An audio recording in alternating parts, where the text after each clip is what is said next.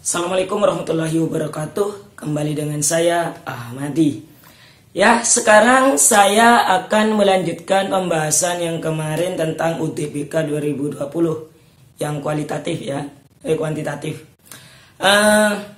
Kalau yang kemarin pilihan gandanya itu seperti biasa kalian unas ABC dan ABCDE-nya langsung dalam bentuk angka, dalam bentuk jawaban ya.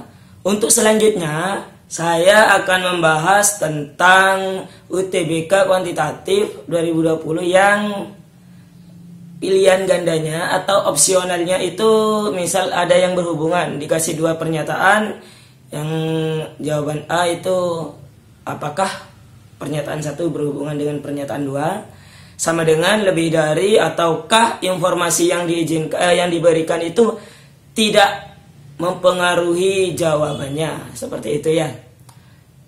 Atau ada lagi misalkan ada yang satu saja yang benar, dua benar, tiga benar, empat benar, atau satu dua tiga saja yang benar, seperti itu ya. Dan ada lagi nanti soal bahasa Inggris. Jadi soal TPS kuantitatif matematika itu soalnya menggunakan pakai bahasa Inggris ya, ternyata teman-teman. Ada tahun kemarin itu yang seperti itu.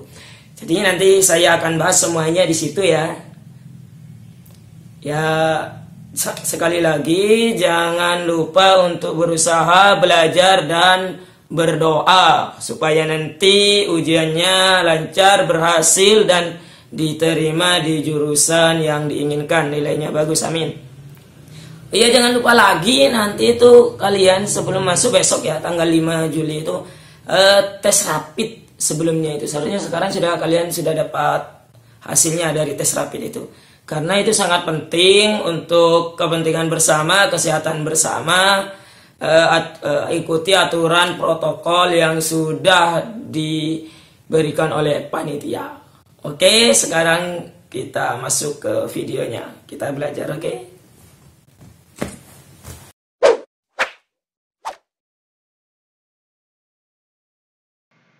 Assalamualaikum warahmatullahi wabarakatuh. Ya, sekarang saya akan membahas tentang UTBK, tetap melanjutkan yang kemarin TPS kuantitatif, tapi variasi soal yang berbeda. Dimana di sini yang membedakan adalah pilihan gandanya ya, pilihan gandanya. Oke, langsung saya bahas untuk soal nomor 1 ini ya.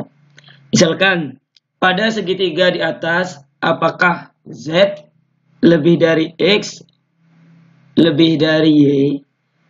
Nah ya, pernyataan. Jadi diberikan dua pernyataan di sini. BC sama dengan 3 dan AC sama dengan 2. Nah, ini soalnya ya. Jadi yang ditanyakan adalah apakah Z lebih dari Y lebih dari X ya.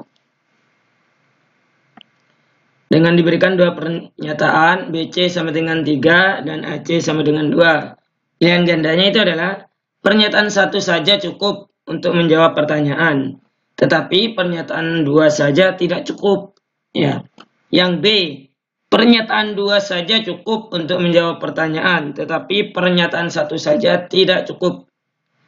Nah, untuk yang A maksudnya itu adalah jika kita menggunakan yang satu saja ternyata bisa menjawab pertanyaan Z lebih dari Y lebih dari X, tetapi ketika kita menggunakan yang nomor 2 saja ternyata tidak cukup untuk menjawab apakah Z lebih dari Y lebih dari X. Begitu ya untuk yang A maksudnya. Yang B, pernyataan 2 saja cukup untuk menjawab pertanyaan, tetapi pernyataan 1 saja tidak cukup. Ini kebalikan yang A ya. Ketika kita menggunakan pernyataan 1 saja, ternyata tidak cukup untuk menjawab pertanyaan Z lebih dari Y lebih dari X. Sedangkan ketika kita menggunakan pernyataan nomor 2, AC sama dengan 2, ternyata cukup untuk menjawab pertanyaan Z lebih dari Y lebih dari X. Jadi ini kebalikan yang A tadi.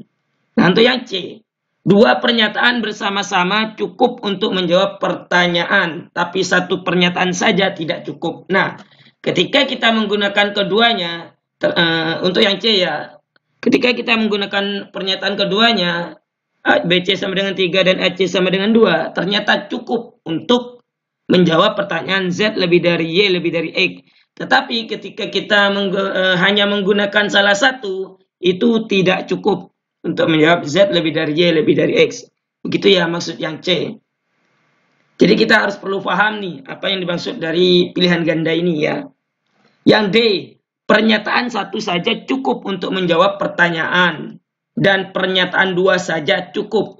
Nah, untuk yang D, ketika kita menggunakan pernyataan satu saja, BC sama dengan 3, ternyata cukup untuk menjawab Z lebih dari Y lebih dari X. Dan ketika kita menggunakan pernyataan yang kedua, AC sama dengan 2, juga cukup ternyata ya, untuk menjawab Z lebih dari Y lebih dari X. Nah, itu untuk yang D. Sama-sama cukup, tapi tidak ada saling ketergantungan ya. Yang E, pernyataan 1 dan pernyataan 2 tidak cukup untuk menjawab.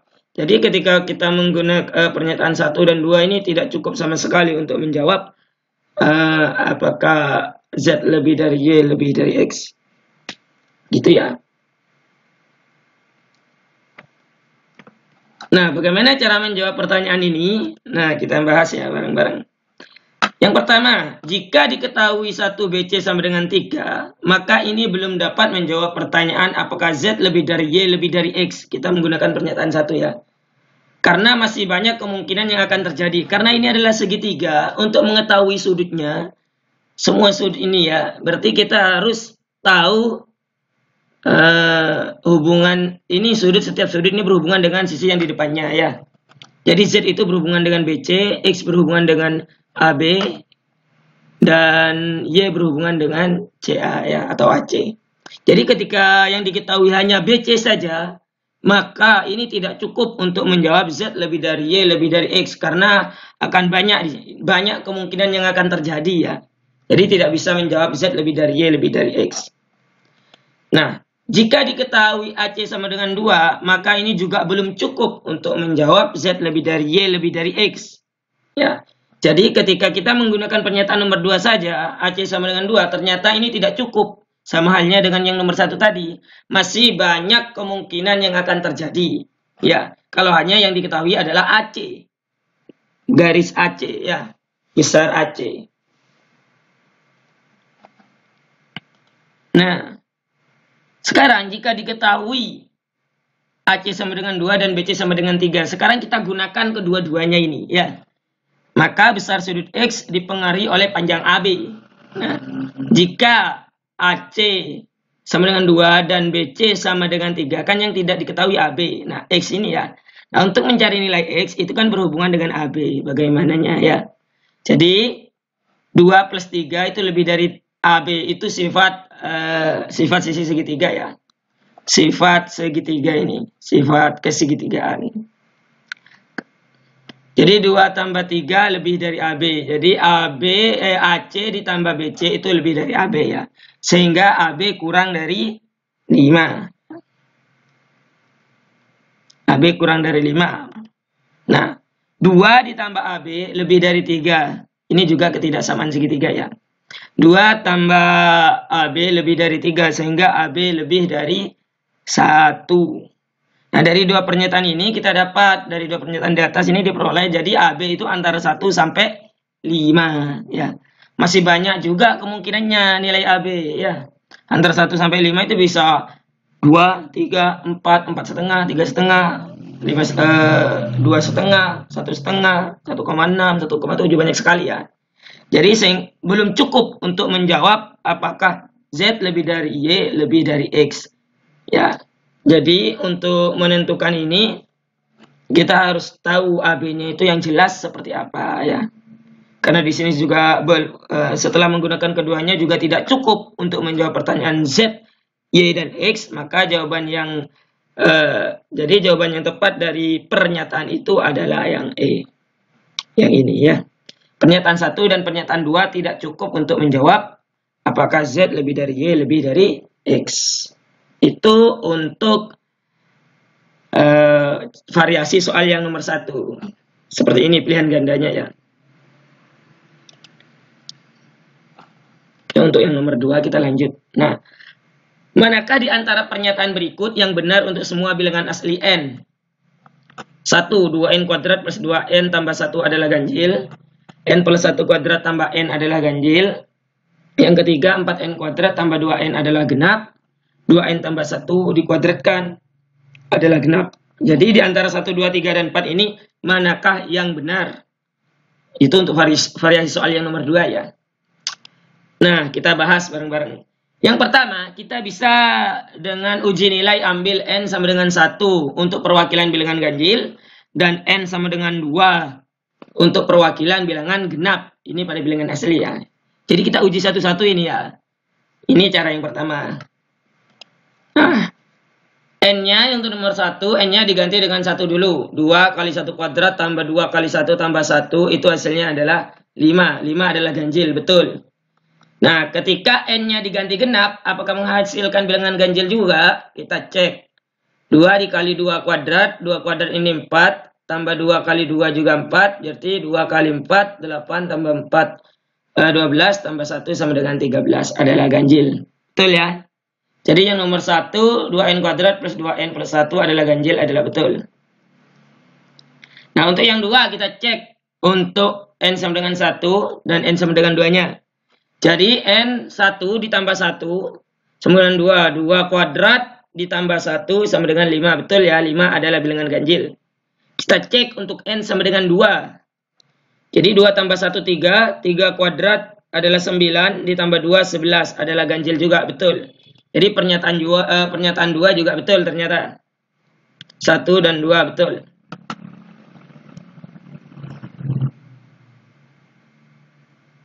Nah, untuk yang nomor 3.